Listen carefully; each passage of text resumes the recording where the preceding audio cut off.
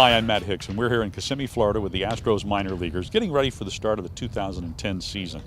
Now, the Texas League season gets underway in about 3 weeks, and like a lot of you, we're curious as to just exactly who will comprise the 2010 Corpus Christi Hooks.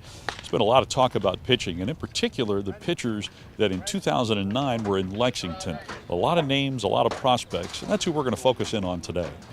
We're chatting now with Britt Burns, who's the minor league pitching coordinator for the Astros. We're going to talk about some of the prospects we've heard so much about that were in Lexington last year, whether or not they're going to start the season in Corpus Christi. But what we want to find out from you, Britt, is just exactly what these guys are made of, what we can expect if at some point we see them. And the one name we hear the most often is Jordan Lyles. Tell us a little bit about him. One of the things that we talk about is throwing strikes and trusting your stuff, pitching to contact. You end up with two types of pitchers when they're going through that process, those that will and those that won't versus those that can and those that can. And Jordan is the type of guy that will throw strikes. He's not afraid of the bat, and he can. He has the athletic feel and the ability to not only throw strikes, but he's shown us the ability to command both sides of the plate and make quality pitches. He's shown us at times the makings of an average to above curveball as well as a changeup. So we'll see if he's able to show us some consistency and put all that together. And it's an ongoing evaluation as to where these guys start out, particularly guys like Jordan. And if he shows us all that, then we tell these guys to make our decision tough, make our decision difficult. Jordan's the kind of guy that no doubt will do that. Another young arm we hear a lot about, a left-hander who is a product of Lake Travis High School in Austin, Brad Didalowicz. Again, same type of kid. In fact, Didalowicz left home and moved in with Seton so that they could go down to Minute Maid and work out together. Talking about the remarkable thing about these kids is it hasn't taken any convincing on our part for them to understand the work that's involved, and to them to understand the behind-the-scenes things that they have to take care of themselves in order to have this happen for them. The wonderful part for us is we can move on and talk about more pitching-specific, performance-specific things that relate to wins and losses.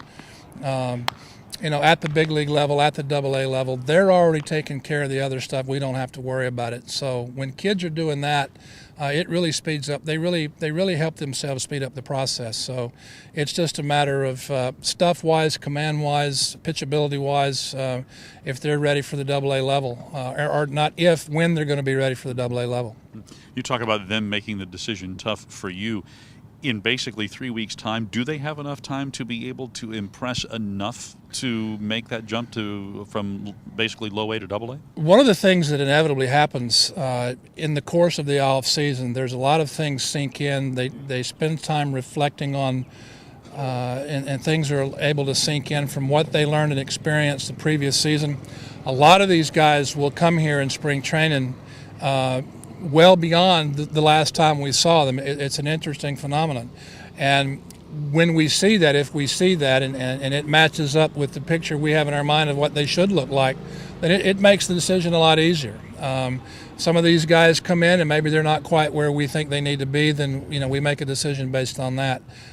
Here in the early going, I've been excited. We in the mini camp games, and keep in mind we're just getting started, and these guys have only pitched in one game of outside competition and a couple of inter-squad games. We're really just getting into it. But so far here in the early going, I've been very encouraged, very excited about what I've seen. We're chatting now with Astros pitching prospect Jordan Lyles, who Baseball America has tabbed as the top pitching prospect in the Astros organization. You obviously know that. Do you wear that label well, and does that put added pressure on you entering this 2010 season? Not really. I mean, I kind of leave that stuff to people who want to do that stuff, but I'm just coming out trying to move through the system whatever way I can, try to get better each and every day. Talk a little bit about your season last year in Lexington. A lot of the top pitching prospects in the system were in Lexington last year. You, Ross Seton, Brad Didalowicz, Kyle Greenwalt, Chris Hicks, you guys were all down there. Was there a camaraderie that was built among you guys, or is it more of a friendly competition? Most certainly, we're all friends. We hang out on and off the field. You usually don't see us, one of us without the other, and whatnot. We all go out and eat and all that kind of stuff. also it's friendly competition. When you see someone go out there and give 7 good innings, that makes the next person the next day want to go out and outdo him or not give up as many runs or whatnot. But it was a fun season. We made a lot of progress. We got a lot of things done, and hopefully we can carry it on to this year. Now, there's talk that there's a possibility that you would make the jump over High A and come right to Corpus Christi to start the season. Regardless of where you start this season, what goals do you have for yourself in 2010?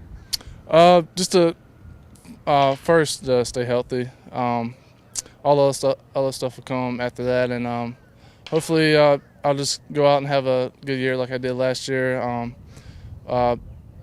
Another goal would be to put myself in position to help our team out next year. I don't think that's out of the question, and just continue to get better and see where things go from there. And when you say help our team out, you're talking about the Astros in 2011. Yes, sir.